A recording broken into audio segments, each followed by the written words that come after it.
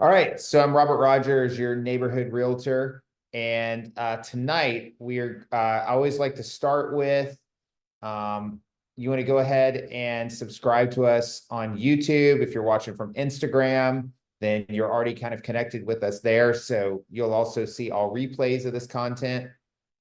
But if you are joining us on Zoom, then here is our QR code where you can scan to, you'll both get the replay of this on our YouTube as well as any of the other webinars that we've put out there and any of our other content that we put out there that'll help you with any of your real estate journey. So tonight we're going to be covering everything that you need to know to sell your house for top dollar. So some of those things we're going to go through is why do you want to move and what do you want to accomplish? When and why should you call a realtor? Should you make improvements before selling?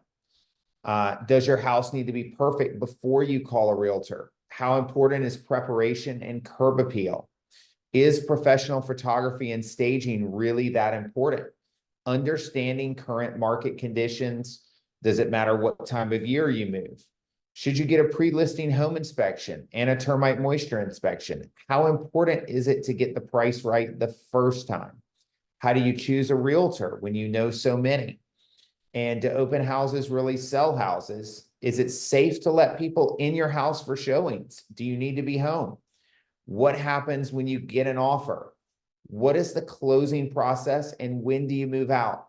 Then we'll answer questions, always open it up for questions at the end. And then we'll have some additional resources and contact information.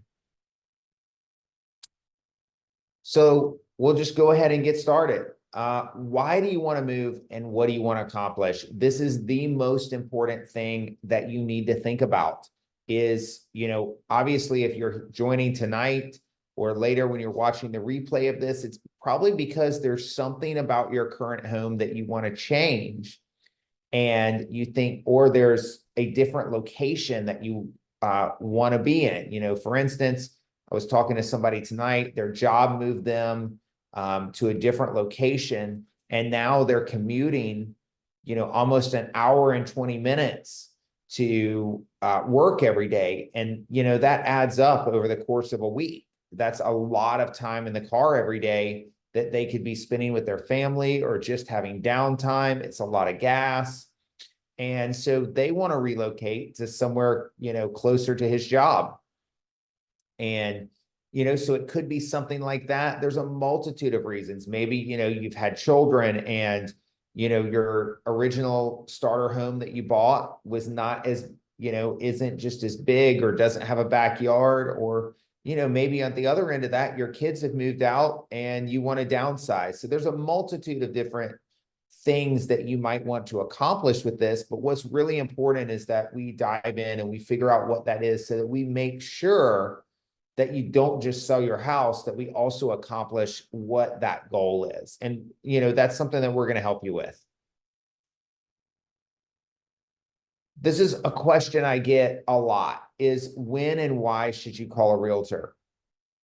And, the best time to call a realtor, I always appreciate it when people call me on the front end.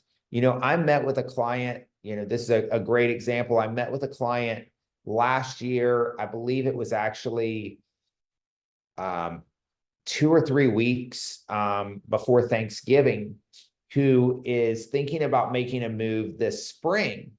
And we went ahead and started devising a plan and putting it together for, them moving this spring.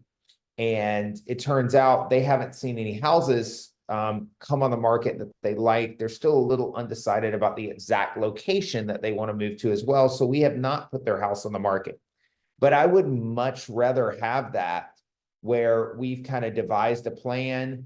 We know what what you want to accomplish. And we're talking about that on the front end. I don't care if I talk to you for multiple years. I have another client, I've been talking to her about selling her house and her downsizing for 6 or 7 years now. This actually is going to be the year when she does it. She's decided that, that this is the year that she does ultimately want to move.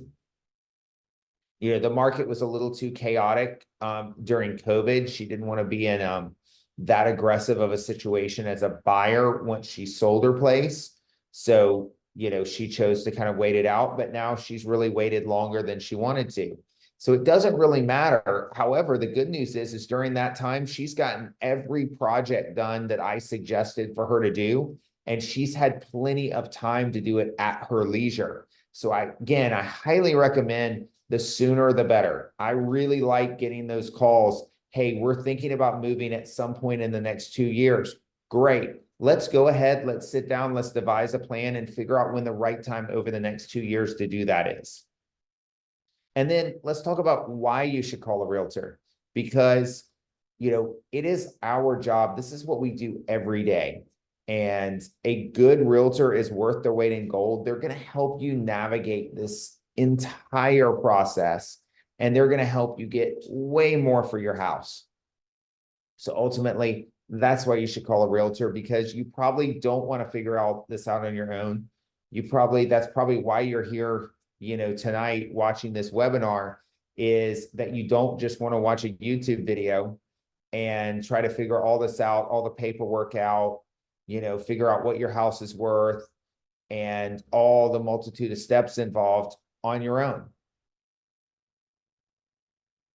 Should you make improvements before selling? This really can be a catch-22. And this is one of those places where it's so critical that you call me on the front end, because if you are thinking about moving, we should devise a plan. It may be necessary for you to do certain things. If you have a really dated bathroom, it may make sense to rehab that bathroom if we have the time to do it. Again, this is something where, when people reach out to me ahead of time and we have a year or two, we can, decide, what, it actually would make sense to go ahead and do some of these things, because you're going to see the value gain on the other end, and the plus, you'll get to enjoy it for a year or two before you move. There's nothing worse. When I sold my old house, is I had done a lot of work to the house. However, there were still some things that, I needed to do. And one of those was to really get the price that I wanted, was I needed to redo my kitchen. So I redid my kitchen literally leading up to it. It was done about 2 weeks before I put that home on the market. I got to enjoy that kitchen for 45 days. And that was the one project that I had wanted to do pretty much the entire time that I lived in that house. But I had done so many other things, like replace all the windows, all the HVAC. We had added a second-story addition. We had rehabbed all of our bathrooms and added a huge primary suite with a walk-in closet. We'd redone all the hardwood floors throughout the entire house. I mean, so had, 2 new train systems put in. We built a detached garage in the backyard. Like, there were so many things we'd done that the kitchen had just been on the back burner, because that was the last thing, because there were so many other things we wanted to do. So that was like the final piece, and it was absolutely necessary that I do it. I actually got some second opinions just from my realtor friends, just to make sure that my judgment was right and that I wasn't crazy doing that. They all agreed that without doing that, the value of the house would suffer tremendously. But it's ideal if you don't wait until right at the last minute, and you do have a year, something like that, to enjoy some of those projects, before you move.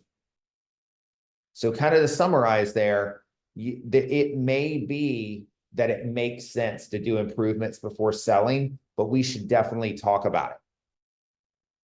And that leads me right into a situation that I want to tell you all about. Is I had a client one time who had been talking to me about them. They said, we know our house needs work and we really want, we want to sell, we want to have you out. And they just would never commit to letting me come over. And I kept telling them, I really want you to let me come over before you do work on the house. And it just never happened, never happened, never happened. And they just, would never commit. Well, during that time, They just did the work that they thought that they should do to that house. Well, unfortunately, the work that they did cost a lot of money and it brought no value when they went to sell that house. And there was other work that if they had spent that money on that, it would have brought them a higher sales price in the end. So don't be that person. It's always good to get a second opinion on what you're thinking about doing before you do it. Because I don't want you to spend any money. Your house doesn't have to be perfect when I come over. I'm going to give you, from my 20 years of experience, professional advice on what sells homes in today's market and what I think you should do and what I think you should not do, because today's buyers don't care about it. So that leads me right into my next slide, which is, does your house need to be perfect before you call a realtor? Absolutely not. In fact, I don't even care if you clean up before I come over. And in fact, it's kind of nice to see how you live, because, and I don't mean that from any sort of place of judgment, but for instance, I recently went over to a house for one of my past clients. They rented the house out. It's now time for them to sell this house. And, you know, the tenant that is renting the house has 3 kids under the age of 5 and is a single mom. You know, the house it's a challenge. That's okay. I needed to know that though, because, you know, unfortunately, I told this tenant on the front end when I very first called, I said, you do not have to clean up for me. I just need to do a walkthrough. And from that, I helped devise a plan of, you know, like, look, this is what we're going to need to get the tenant to do so that we can sell this house with the tenant in there. I still feel like you're going to get more money for the house if you wait until the tenant has moved out and you professionally stage the house. However, I understand that that creates a lot of anxiety when you're not living here locally and you're in another country. So, you know, you have this option as well. This is how we're going to manage this situation. So it's kind of nice to know that, you know, if you know, some people do probably to the fact that they're moving, their current house, just the flow of it, the floor plan, whatever, isn't working for them. These are good things to know because we can help you navigate that. So again, don't feel like that it's got to be like a show place and everything. We need it to be as much of a show place as possible when it's on the market to potential buyers, but we'll help you get there, and we'll much better help you get there if we understand how you live, because then we can help you navigate that. So how important is preparation and curb appeal? This is the #1 thing that increases your home value and shortens your time on market. So it is absolutely important that we are prepared and that that home is 100% ready for market. You know, you can look at this background photo right now. We don't really have houses that look like this in, you know, the Hampton Roads, Virginia area, but you can see like the lawn is nicely manicured. All the bushes are manicured. I actually think these are a little too perfect. It almost looks like the image was created, but you know, like the house has been pressure washed or recently painted. The roof looks good. The windows look clean. There's a lot of color in the yard. All of these things are really, really important, but your landscaping does need to go with the front of your house. The color of your front door needs to complement, you know, the siding on your house. You know, some people sometimes will ask me, oh, I've read an article that I should paint my front door red or black. That is true. Like, those are extremely popular articles. And if you Google that, you're going to see that a lot, that those are like, you know, houses with a red front door sell for more money. And the same with black. However, that's got to go with your house. Like, if you have a brown siding, you don't want probably a red or black front door. We're probably going to need to get creative with that. But these things are really, really important. And it is so worth the time to, you know, do the necessary prep work there and make sure that we maximize curb appeal.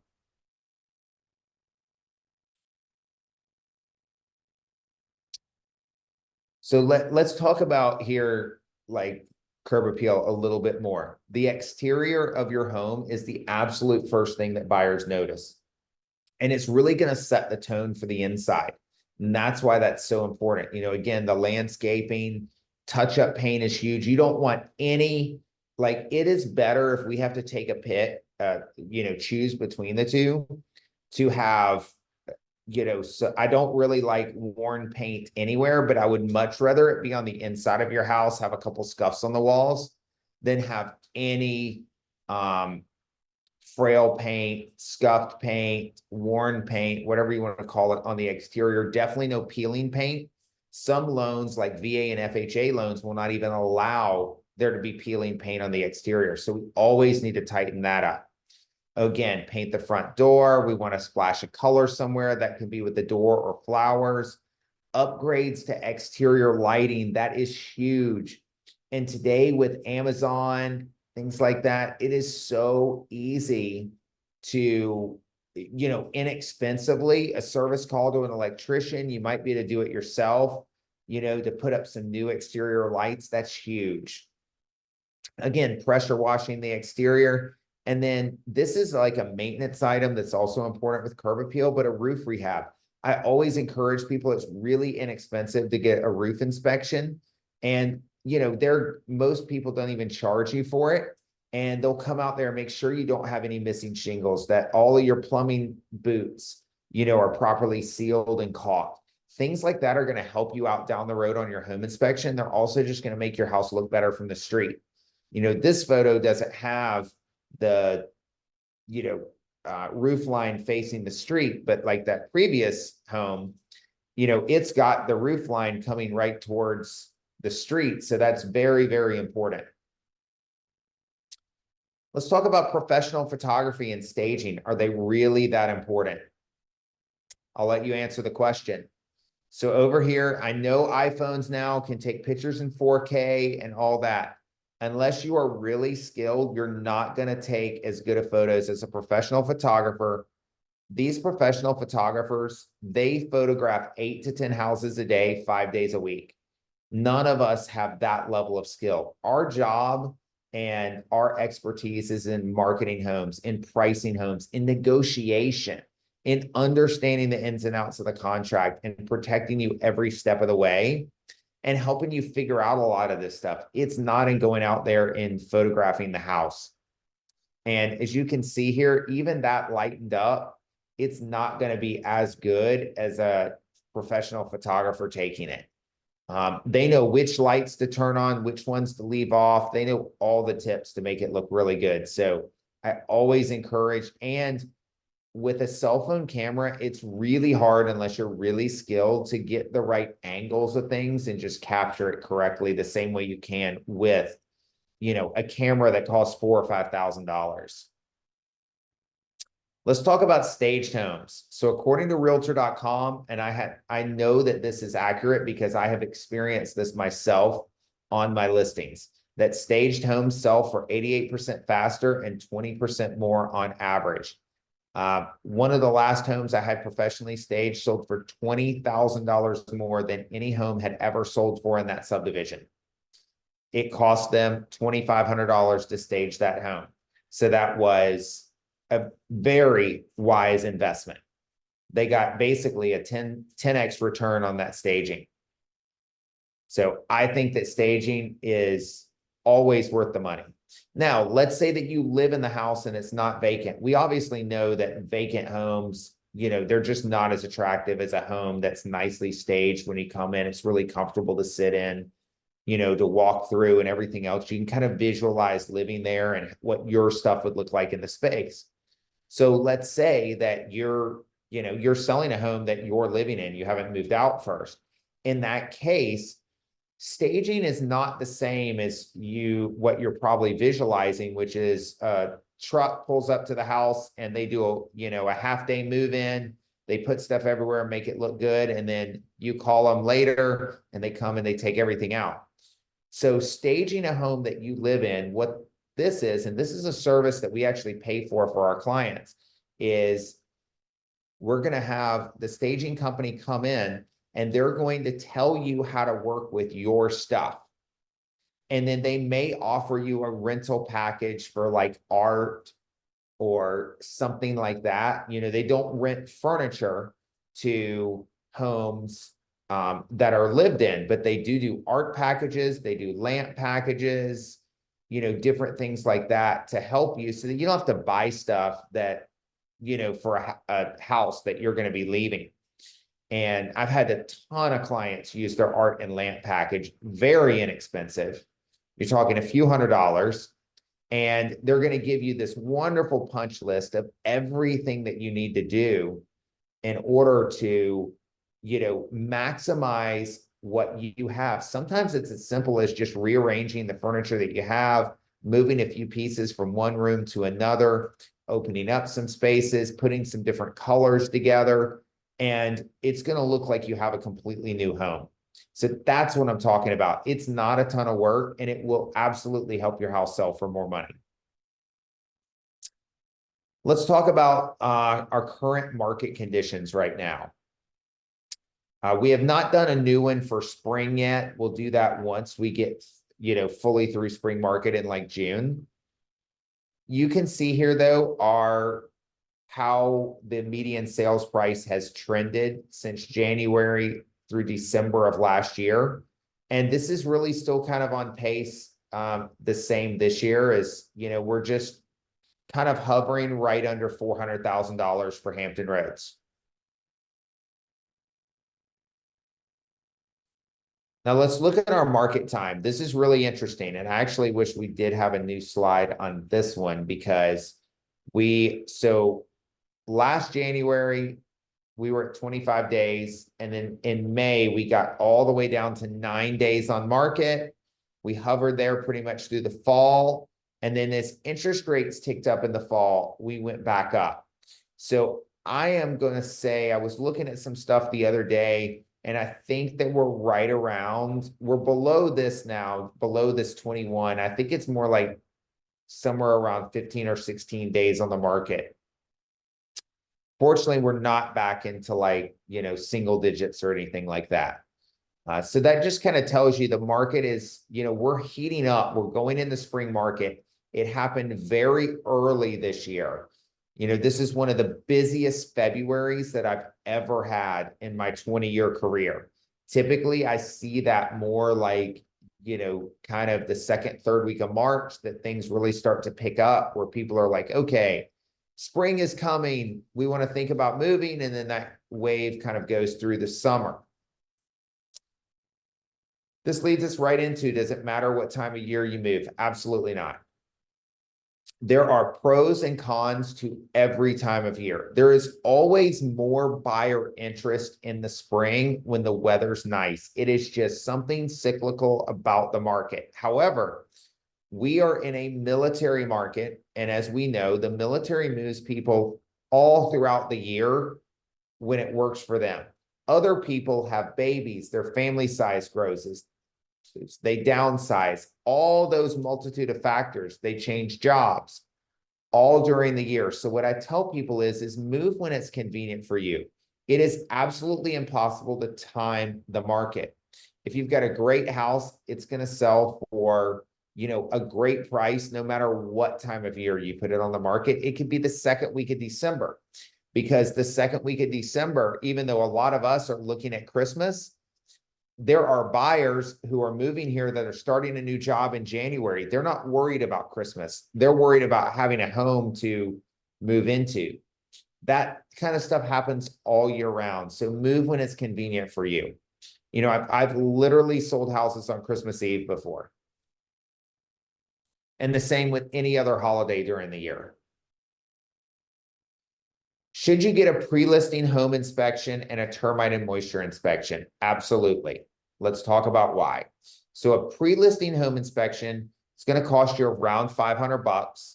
The home inspector is going to do everything that they would do for a buyer. The difference is that many times there's a multitude of reasons of why you would do this. The first one is there's a really good chance that when you have that home inspection and you deliver it to the buyer, because typically what I would do is put it in the house, in a notebook where they can see it and tell them I'm happy to email them an electronic copy. Or we can actually upload it to the listing as well where they can download it. And one of the reasons for that is that when they see that, geez, there's like, a few nitpicky things wrong with this house, there's a good chance that they'll just waive their home inspection and now that contingency's gone. Or we are able to show them that the house is in really good shape. We know there aren't going to be any surprises when they do their own inspection. And then the flip side of that is, let's say that some stuff comes up during an inspection. Would you rather have 2 weeks or 2 months to get the work done? Which way are you going to get a better price? So I tell people, I have always done it on every home that I've sold personally. I've gotten one, and it has always helped tremendously because there's always things that I forgot, even as somebody who's in the business every day, that I'm like, oh man, I meant to take care of that and I forgot. Well, you know what? Now I'm going to get it done. I'm going to get it done with a contractor of my choosing on the budget of my choosing. And I'm not going to be under the gun to just take who's available. So that's why I encourage that. You're going to save a lot more than the $500, and it's going to be a great peace of mind. Then with the termite and moisture inspection, I highly recommend that as well. Ideally, you're getting a termite and moisture inspection every year. If you follow my Instagram, we posted a video, I think this morning, where I showed my own personal house. We were redoing, we tore up a floor in our laundry room, and I had always thought it was like kind of like soft in there. Well, sure enough, the top layer of plywood was completely eaten with termites. Not anything recent, but at some point, my house is 60 years old. At some point in time, it was eaten. And right up underneath this vinyl floor where you would never know about it. And so that's really, it's important to get termite and moisture inspections done every single year, especially when you're even if you're on a slab, but especially when you're on a crawl space, because every house on a crawl space has either had termites or it's going to get them. That's the only difference. And so you want to make sure you're doing that. So, and then if you're doing that, when you go to sell, it's super simple because you just call up the company, they come out, they issue a clear letter. So I highly encourage this to all of my clients. Let's go ahead and be proactive, because if there is a repair or there is a treatment that we need, or we have some moisture down there, we have a chance to get that addressed and taken care of prior to the buyer doing a home inspection. And when we can show the buyer that we already have a clear termite moisture report, it's going to ease the home inspector's mind, and we're not going to have to worry about having anybody else out there, because that's already taken care of, and it's a huge peace of mind for the buyer. And again, if there is an issue, we're able to get it done on our time scale and on our budget versus having to go with potentially the highest bidder, because that's who's available next week and you want to close in 2 weeks. How important is it to get the price right the first time? You always, if possible, want to get the price right the first time. When you can price that home correctly and it can go under contract in the first 30 days, you're going to end up getting the most money for it. You can look at every sold listing and see that. Can a house sit on the market for 6 months and suddenly sell at its asking price? Yes, it's just rare. And it's not the kind of thing that statistically typically works in people's favor. So ideally, we don't want to try a price and then try another one later. Many times too, with buyers, when they see that reduction, they think, I wonder if they're going to reduce again. And it doesn't make them as excited to come out. Now, we've all gotten a little spoiled in the market of the past few years with limited inventory, because buyers will jump the moment that a price is reduced, because it might now suddenly be in their budget and it wasn't in their budget before. And they know that everything's selling at list price or above. Typically, though, that's not the case. So I say we really want to do everything we can to try to get the price right the first time. How do you choose a realtor when you know so many? This is kind of the same thing as, I'm a realtor. How do I choose a loan officer? Because I know literally so many of them.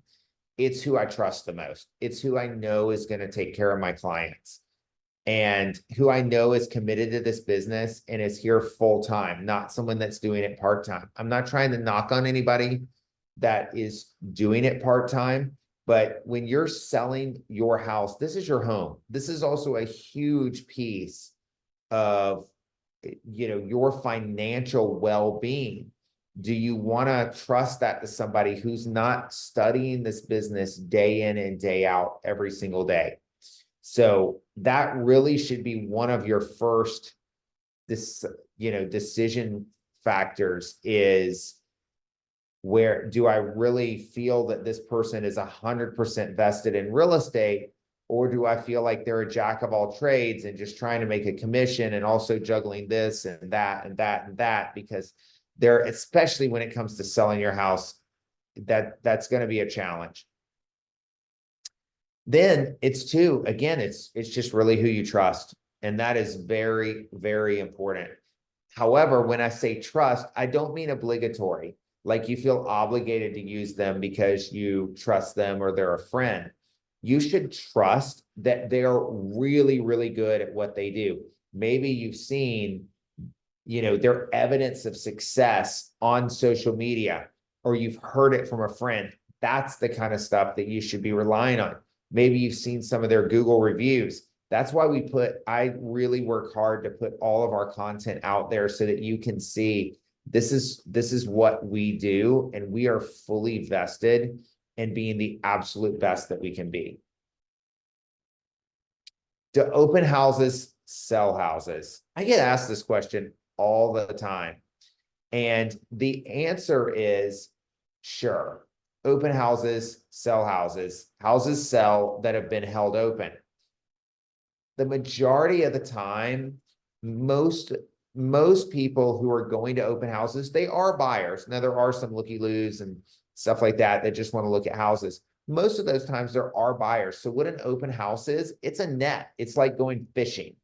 And what you're doing is the goal of that agent that's holding that house open is to catch people that don't have a real estate agent that then they can go sell other houses to, because many times they don't actually buy the open house. Now, this slide here does say that things are a little bit different, because it does say that, people do need to, go into houses and check it out. It gives them a good feel of the neighborhood. And I do agree with that. However, I think that 90% of the time when people are out there viewing open houses, they don't end up actually buying the house that they go to. They may end up buying another one in the neighborhood, or it may spike their interest some more and they buy something else. Now, flip things around. We are still in a limited inventory market, so buyers may actually be buying the house that they go view because it's the only one in the neighborhood and they decide they like it. Is it safe to let people in your house for showings? And do you need to be home? I get this question a ton. There is an amazing, I meant to actually have a lockbox with me right now so that I could show you. Do I have a slide? Yes, perfect. It is totally safe. I mean, is there a situation where something's happened? I'm sure at some point, but this little box right here, I have to have my cell phone, which knows it's me, and then I have to scan that, and through a Bluetooth signal, it unlocks that box. First of all, getting in one of these boxes, if the battery on this box dies, they have to have a special drill bit to drill out the bottom of that box because it is very thick in order to get up in there basically and get the key out. And then it is very hard because of the situation of this rubber here to cut this thing. Like, you're probably not getting bolt cutters in there. You're going to have to do something else, and you're going to have to be really careful to not damage that door. So in other words, this box is really safe, way more secure than a contractor lockbox. I personally don't like to use contractor lockboxes except for short periods of time. Over here, this is what we call, so this is a Supra iBox. hint super right here. This is our super web right here. So you would have access to this. Any realtor would have access to this in their phone app as well. And so you can see here, I can see the date and time of every single showing. I can see who the key holder was. I can see their phone number, their company, and their office phone. So it is very safe to do this. And no, you absolutely don't want to be at home, because when you're at home, just think about it. If you were in the buyer's shoes and you went to look at a house, you probably don't want the owner at home. Like, you want to be able to look through that house and truly decide if you can picture yourself and your family, your significant other living there. And you don't want the seller home. That just is kind of like awkward. So to summarize that, it's totally safe. It's tracked. This box is about as secure as any box you can put on your home. We also have the ability to time access where it will not open. I think it's after 8 p.m. at night. So, and then it won't open again until 8 o'clock in the morning. We also have the ability to add an additional code in there. It's called a CBS code, or a call before showing code. And then that's a specialized code that we have to then give out or give through our showing appointment service to someone when there's a confirmed showing. So that with all the tech that's out there today, you'll know every time somebody's coming in and out, and we will know as well, and it's totally safe. What happens when you get an offer? This is a great question. If we only get one, it's a little simpler than if we get multiple. If we get multiple, we're going to call for highest and best. Or that's what I'm going to encourage you to do. I'm still going to send you the offers as they come in, and then we're going to review them together and make a decision. If we get just one offer, then as quickly as possible, we're going to either sit down, jump on a Zoom, or last resort, jump on a phone call, and we're going to go through all the terms of that offer. And we're going to decide, are those terms you can live with? Because it's not just about the price. I mean, obviously the price is really important, but there may be some other terms in there that, are really important as well. Is the buyer asking for any concessions? When do they want to take possession of the house? Those things could be really important as well, because maybe you haven't found where you're moving to yet. You're thinking about it. That's actually the webinar I'm doing next month, is how you buy and sell simultaneously and make that a seamless transaction. That'll be the third Monday of next month. I'll mention that again in a minute. So, some of these pieces we're going to have to figure out. We've probably talked about them preliminarily, prior to listing your home. But then when we actually get the offer, we're really going to have to solidify what's happening next. And maybe the Navy is moving you across the country. And then, so it's pretty easy. We just need to make sure that that closing date happens right after the military packs your stuff and you're ready to go. So all of those things are going to be kind of things that, we look at. And then once we accept the offer, we're going to begin moving through the process. So let's talk about the closing process and when you move out. But before that, I want to back up. We touched on briefly before the home inspection, the termite moisture inspection. So once we've decided to accept that offer from a buyer, or we've countered and then they've countered us back and we've agreed to something, then we're going to move into what's either called the inspection period or the due diligence period. During that time is when the buyer is going to do their home inspection, any other necessary inspections. They're going to get their appraisal ordered. If they find anything during inspection that they want to renegotiate terms on, or they want repaired, they're going to make those requests, and then we can renegotiate all of that. That'll happen typically during the first 7 to 10 days of the property being under contract. Then we move to what I call, kind of the closing process, where that's where the title company is going to get your payoff. They're going to find out, what is owed to your mortgage company, all of that stuff. They're going to get all the docs ready, and then you're going to go in and sign the deed and all your closing docs. Now, a common question I get is it closed now? No, because the buyers haven't finalized yet. Many times because you don't sit down at the same table, buyers and sellers together. Typically, sometimes they don't even use the same title company or closing attorney. And in that case, you're going to typically go in a few days before and sign everything. It's not a done deal. They're just proactively doing that so that they can get the deed and the other documents over to the buyer's title company. Now, the day of closing, you're still going to have to sign the settlement statement. So many times they'll just email that to you. You'll have signed a power of attorney and you approve it. And then once the buyer has signed, it's a done deal.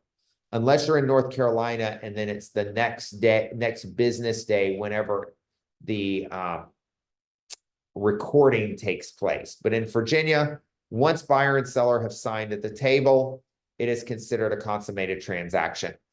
So just little nuances there, difference between the states. So you would actually move out typically before you go to closing. Now, that may not be when you sign your docs, because again, you might sign 2 or 3 days in advance.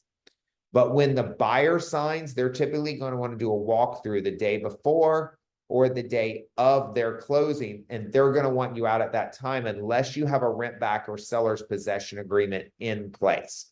And those, again, are things that we would pre-negotiate on the front end when you receive that offer. For instance, if you're buying another house and we need to have a week overlap, we're going to go ahead and negotiate that on the front end when everybody's excited about buying the house and they're willing to agree to some of those terms.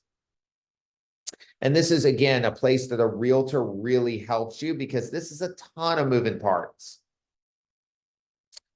So we have reached the end now. So if anybody has any questions, then just use the hand raise and I can take it off of the slideshow. Let's see.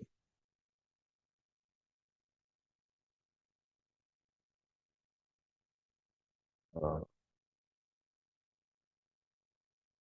right, so nobody has any questions tonight. That's okay. I usually get them in the comments later, or I get them in in email the next day. So last thing I say is here's my QR code. Save this, scan it right now, schedule a virtual coffee with me. That's the place to start. If you're even thinking about it, you don't even have to commit to me coming over yet.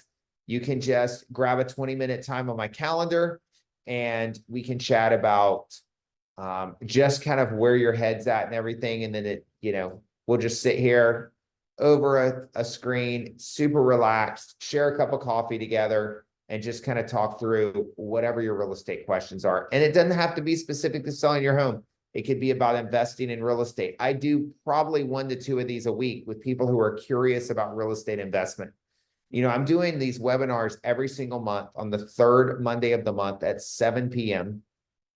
Every single month is a different topic. I mentioned next month is going to be on how you sell and buy simultaneously. But we have a host of topics for the year. Some of the other topics that we're doing are, like how to use a 1031 exchange, how you take one property and sell it and turn it into, multiple properties, or you turn it into a bigger portfolio. We're going to be doing that. We're going to be talking about how you can use your IRA to buy real estate. This always, a lot of people don't even know that you can use your IRA to buy real estate. We're going to have one on that. So it's just a whole host of different topics that we're doing just to keep you, our friends and clients educated about real estate. So any real estate questions you have, we're here for it. Hit us up either in the comments, in direct messages, shoot us an email, or jump on and schedule a virtual coffee. We always love to connect with you. I thank you for tuning in with me tonight for 45 minutes. This is a commitment on a Monday night at 7 p.m. And I hope that everybody has a great rest of your evening and week.